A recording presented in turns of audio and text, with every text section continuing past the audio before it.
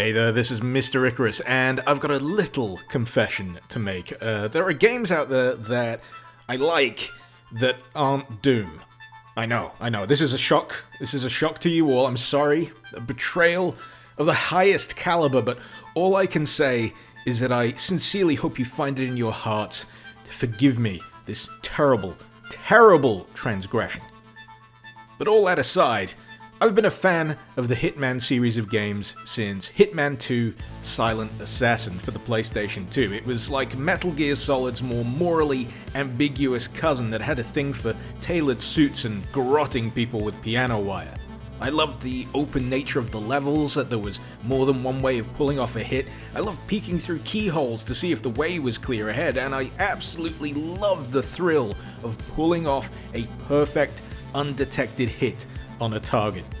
All the way up to Blood Money, Hitman was getting better and better and better, and then Absolution came along, which kinda screwed the pooch just a little, and, well, the less said about Absolution, the better, really. But fortunately, it seemed that the developers behind Absolution were receptive to criticism coming from longtime fans. They wanted it like it was back in Blood Money, with big sandbox stages, a disguise system that didn't suck shit, and a dizzying array of ways to make a target take a dirt nap. On that front, Hitman 2016 hits the target right on the bullseye for me. Sure, it caters a little bit more to the series newbie, but there's a bunch of options you can mess around with to make it a little bit more of an authentic Hitman experience. I had fun. I'm still having fun. The available Paris location is completely stuffed with ways to reach your objective, as is the test mission that follows the tutorial. I can honestly see myself trying to tick off every method there is on that list, giggling with sadistic glee as I drop a lighting rig or a chandelier on someone's head, cackling as I dunk someone in a toilet bowl or blow someone up with a faulty gas heater. It's just damn good fun. So, in that case, why am I making this video? Well, that's largely because it seems like Square Enix is trying its damnedest to make Hitman shit the bed.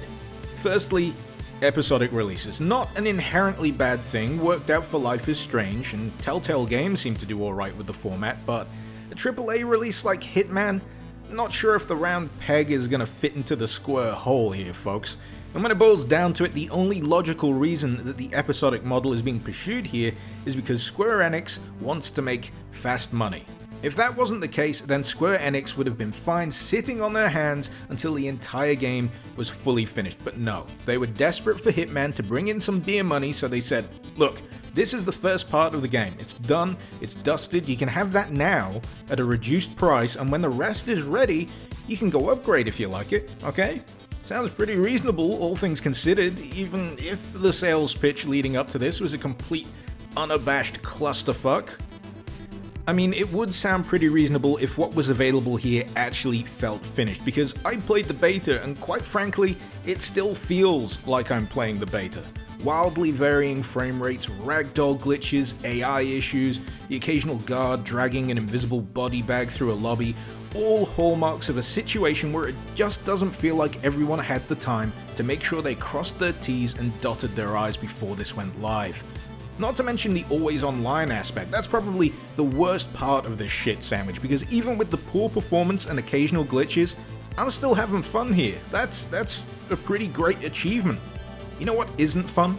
Being in the middle of a mission, right as you're lining up a sniper shot on a target you've painstakingly maneuvered into position, and then suddenly getting kicked back to the main menu because the game lost contact with the Square Enix servers.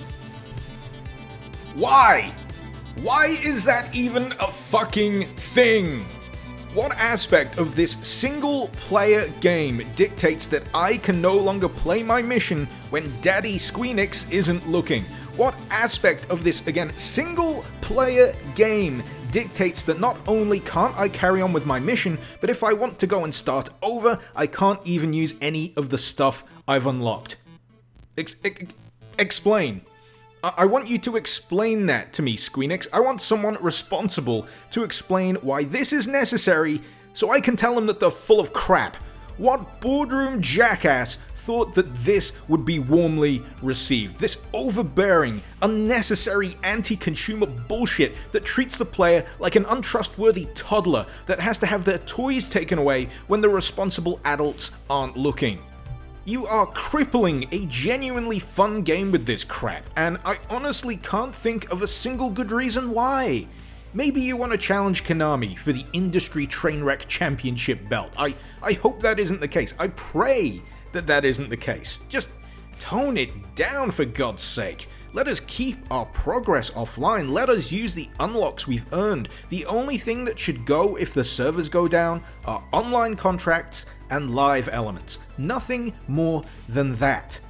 While I'm at it, let the damn developers finish their work to a standard that can be called AAA. I am willing to wait a little longer if it means a more stable, more polished, and more enjoyable experience. Quality over quantity, Square Enix. Quality over quantity. You don't get quality by divvying up a game like Hitman into episodic pieces that you can fix up later down the line.